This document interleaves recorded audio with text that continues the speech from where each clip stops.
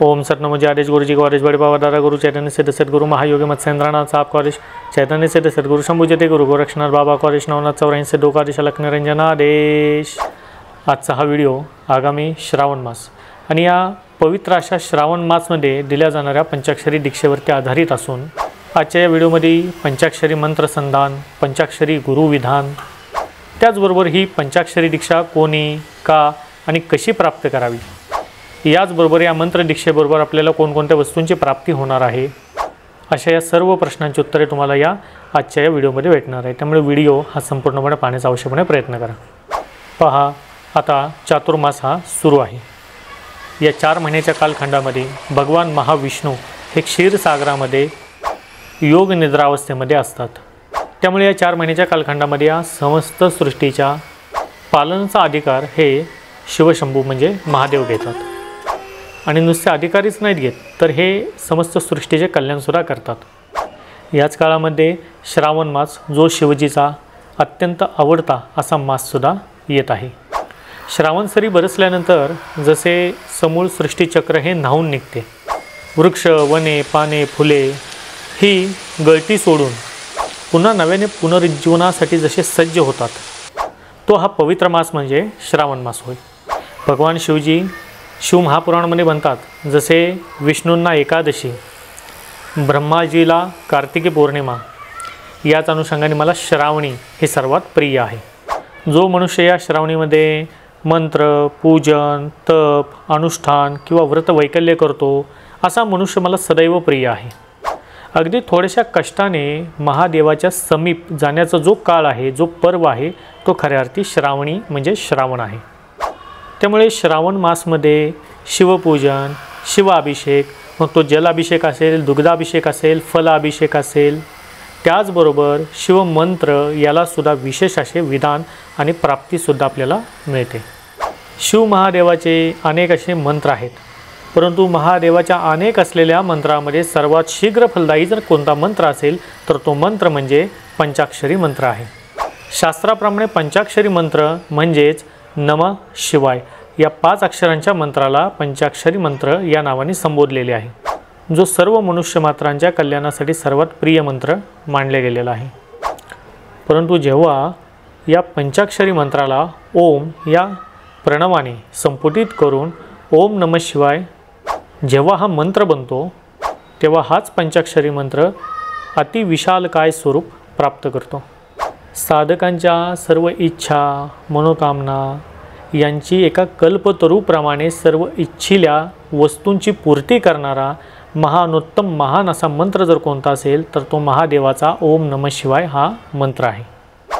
पहा, नमः शिवाय किंवा शिवाय नमः या मंत्राचा जप हा सदा सर्वदा कोणत्याही काळामध्ये केला तर हा सदैव शुभच मानला गेलेला आहे।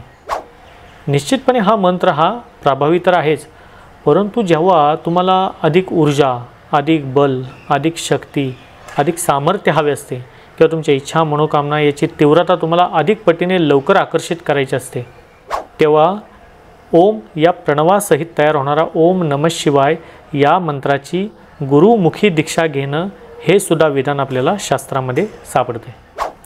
आता अनेक जणांचा प्रश्न मनामध्ये निर्माण होईल की आजपर्यंत आम्ही घरात असेल, उठता बसता असेल, मंदिरात असेल किंवा अचानकपणे बरेच वेळा ओम नमः शिवाय मंत्र हा म्हटलेला आहे किंवा बरेच वेळा आम्ही ओम नमः शिवाय याची माळा या जपलेल्या आहेत, मग आम्ही आजपर्यंत केलेला ओम नमः शिवाय हा जो मंत्र जाप आहे तो काय वाया गेला का? पहा, समजून घ्या, महादेवाच्या पूजनामधली कोणतीही गोष्ट, कोणताही मंत्र, कोणतीही केली जाणारी भक्ती ही कधीही वाया जात नाही। मग फरक येतो कुठे? गुरुमुखी प्राप्त असलेल्या ओम नमः शिवाय या दीक्षेच्या नंतर एका माळेमध्ये 108 मणी, त्याचं फलश्रुती जेवढी एका माळेची मिळते, तेच जर तुम्ही गुरुमुखी ओम नमः शिवाय हा मंत्र प्राप्त केला तर एका माळेमध्ये केल्या जाणाऱ्या जपाचं फलश्रुती किंवा त्याचं सामर्थ्य ते 1000 कोटी गुणा अधिक शिव महापुराण सांगते। म्हणजे थोडक्यामध्ये एक समजून घ्या, जर तुम्ही बिना गुरु दीक्षित असाल परंतु ओम नमः शिवाय जप करत असाल, त्याचं पुण्य तुम्हाला भेटणार आहे, लाभणार आहे, नो डाऊट। परंतु जर गुरु मंत्र अनुष्ठानित तुम्ही असाल, गुरुमुखी तुम्ही जर ओम नमः शिवाय ही दीक्षा प्राप्त केलेली असेल तर महापुराणाप्रमाणे एकदा ओढलेल्या माळेचं जे पुण्यफल आहे, एकदा ओढलेल्या माळेची जी फलश्रुती आहे ती तुम्हाला 1000 गुणा अधिक पटीने मिळणारी आहे, हे सुद्धा विधान आपल्याला पाहायला मिळते। म्हणजे तुम्ही जप एका माळेवरती करत आहात 108 मण्यांच्या, 108 मण्यांच्या ओढल्या जाणाऱ्या माळेचं जे सामर्थ्य आहे ते 1000 गुणा अधिक तुम्हाला फलप्राप्ती करून देते, जेव्हा तुम्ही ओम नमः शिवाय हा गुरुमंत्र अधिष्ठित, म्हणजे थोडक्यात याची मंत्रदीक्षा ही जेव्हा तुम्ही प्राप्त केलेली असते। शिवमहापुराणामध्ये याचं वर्णन आम्हाला मिळते की स्वयं महादेवसुद्धा पंचाक्षरी मंत्रदीक्षा ही गुरुच्या मुखातनं साधकाने मनुष्याने प्राप्त करावी असे शिवमहापुराणामध्ये म्हणतात। बरं, मग एवढंच आहे का? नाही। पंचाक्षरी मंत्रदीक्षेबरोबर तुम्हाला पंचाक्षरीबद्दलचे सूक्ष्म ज्ञान, त्याचा विधी, पंचभूत वर्णन आणि शेवटी मंत्रदीक्षा हे खऱ्या अर्थी पंचाक्षरी मंत्राचं विधान दीक्षेच्या मार्फत आपल्याला पाहायला मिळते। त्यामुळेच संपूर्ण वर्षामध्ये एकदाच येणारा जो श्रावण मास आहे, या श्रावण मासमध्ये मी पंचाक्षरी मंत्रदीक्षा देणार आहे हे घोषितसुद्धा केलेलं आहे। याच अनुषंगाने तुम्ही तुमच्या घरामध्ये बसून ही पंचाक्षरी मंत्रदीक्षा ही घेणार आहात। तुमच्या नावाचा संकल्प सोडून पंचाक्षरी मंत्र हा मी तुम्हाला प्रदान करणार आहे। हा संपूर्ण विधी अगदी 4 ते 5 मिनिटाच्या एका कॉलवरती समक्षपणे माझ्याबरोबर तुम्ही स्वतः साधणार आहात। याचबरोबर याच श्रावण मासमध्ये दिल्या जाणाऱ्या पंचाक्षरी दीक्षेबरोबर तुमच्या घरच्या पत्त्यावरती रामेश्वरम या तीर्थक्षेत्रातनं पूजित, स्पर्शित अशा काही दिव्य असलेल्या महादेवाच्या वस्तू या तुम्ही प्राप्तसुद्धा करणार आहात। या सर्व वस्तू तुम्हाला तुमच्या घराच्या पत्त्यावरती पाठवल्या जाणार आहेत। या वस्तूंच्या प्राप्तीनंतर तुमच्याबरोबर तुमच्या घराचे सुद्धा पावित्र्य हे निश्चितपणे वाढणार आहे।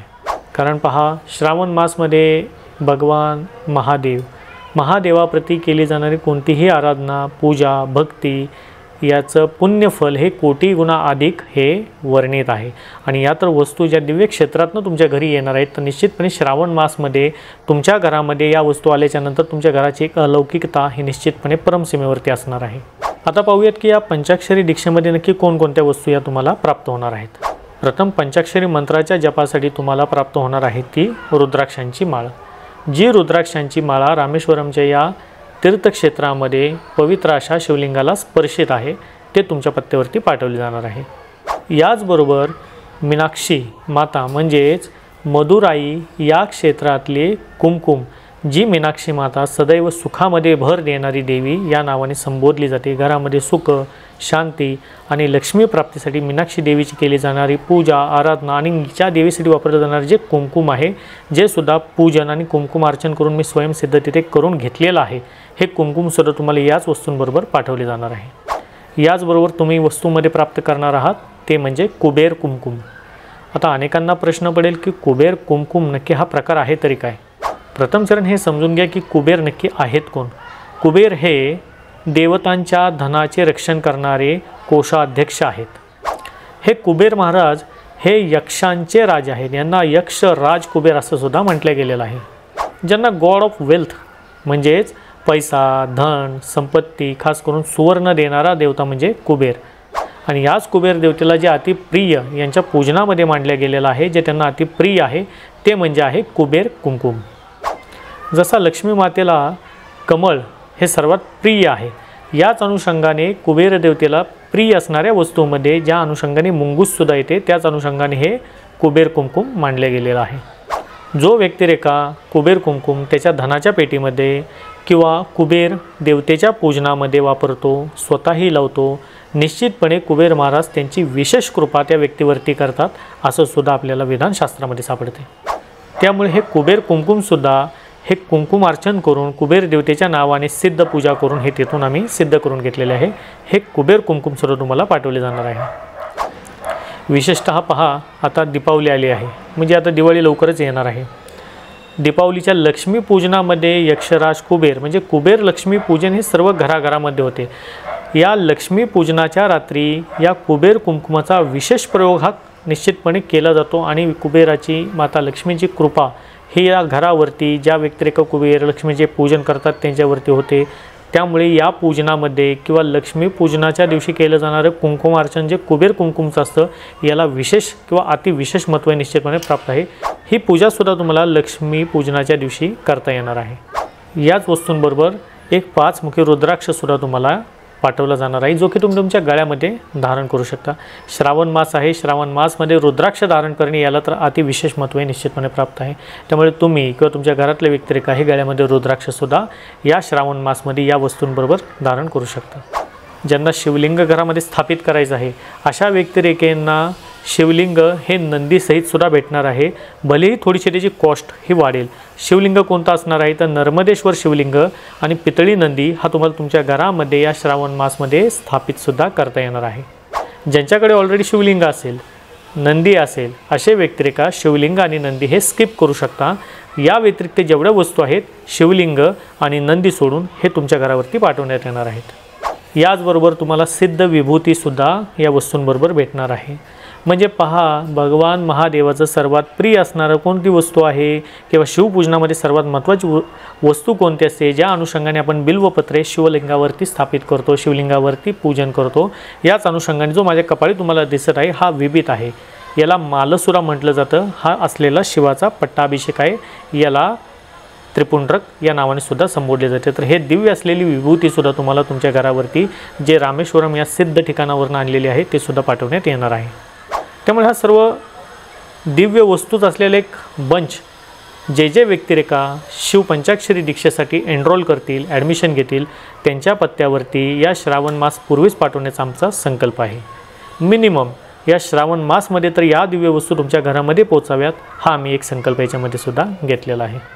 पहा, समजून घ्या, शेवटी वस्तू या लिमिटेड आहेत। फर्स्ट कम फर्स्ट सर्व या अनुषंगाने या वस्तू जे ॲडमिशन घेतील त्यांना त्या लगेचच सेकंड डेला तुमच्या पत्त्यावरती या पाठवल्या जातील।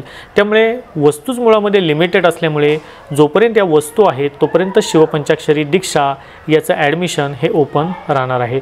एकदा का वस्तू पूर्णपणे स्टॉक संपला तर याच्यानंतर शिवपंचाक्षरी दीक्षा ही तिथे थांबवण्यात येणार आहे किंवा त्याचं एनरोल हे पूर्ण करण्यात येणार आहे। कारण तीर्थक्षेत्रातनं वस्तू आणण्याच्या आम्हाला सुद्धा कुठे ना कुठे मर्यादा असतात। बरं, आता वस्तू तीर्थक्षेत्राला आणल्याच्यानंतर त्या सिद्ध मंदिरांमध्ये स्पर्शित करावे लागतात। तिथे असलेले जे पौरोहित्य करणारे ब्राह्मण देवता आहेत त्यांच्यापाशी बसून ते पूजित करावे लागतात। त्यामुळे सर्व गोष्टी कुठे ना कुठे लिमिटेड स्वरूपामध्ये प्राप्त होतात। त्यामुळे ज्या वस्तू आहेत त्या लिमिटेड आहेत आणि लिमिटेड वस्तू असल्यामुळे एकदा का एनरोल पूर्ण झाले म्हणजे वस्तूचा स्टॉक हा जोपर्यंत आहे तोपर्यंत जर एनरोल झाले याच्यानंतर शिवपंचाक्षरी दीक्षा ही डायरेक्टली पुढील वर्षीच देण्यात येणार आहे। तेव्हा निश्चितपणे एक गोष्ट समजून जा की जेवढ्या वस्तू आहेत त्या पवित्र अशा रामेश्वरम आणि मदुराई येथील मीनाक्षी टेम्पल या विभागातून आहेत। त्याचबरोबर या वस्तू पूजित आणि तेथे पौरोहित्य करणाऱ्या व्यक्तिरेखांकडून या सिद्ध करून आम्ही स्वतः घेतलेल्या असून त्या स्पर्शित सुद्धा आहेत। या अनुषंगाने शिव महापंचाक्षरी किंवा शिवपंचाक्षरी ही जी दीक्षा मी देणार आहे या दीक्षेचं स्वरूप हे मी तुम्हाला सांगण्याचा प्रयत्न केला। या दीक्षेबरोबर तुम्ही या दीक्षेमध्ये कोणकोणत्या वस्तू प्राप्त करणार आहात ते सुद्धा मी सांगण्याचा प्रयत्न केला।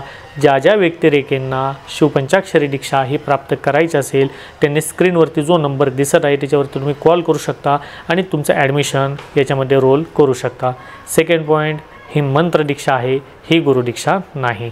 पहा, रामेश्वरममध्ये जो मी लाईव्ह केलेला होता त्या लाईव्हच्या दरम्यानसुद्धा मी तुम्हाला ही गोष्ट सांगितलेली होती की ही शिवपंचाक्षरी मंत्र दीक्षा आहे, याच्यामध्ये गुरुदीक्षा हे स्वरूप या दीक्षेला नाही।